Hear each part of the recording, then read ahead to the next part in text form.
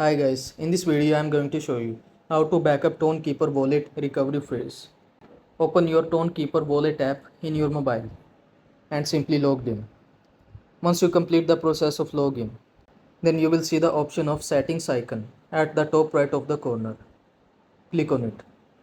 When you click on the settings icon, you can see the option backup at the top.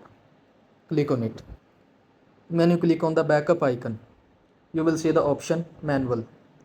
Backup your wallet manually by writing down the recovery phrase. You can see the backup manually option. Click on it.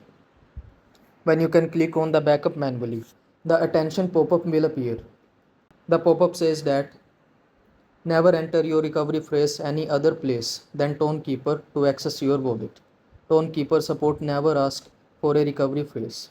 Everybody with your recovery phrase can access your wallet. So please read the attention line very carefully. When you click on continue, this will ask you to enter your passcode. When you enter your passcode, it will redirect you to the backup check page. Check your backup and click on done. When you do the things according to the instructions, then you will be able to get your backup Tonkeeper wallet recovery phase. So I hope this video was helpful to you.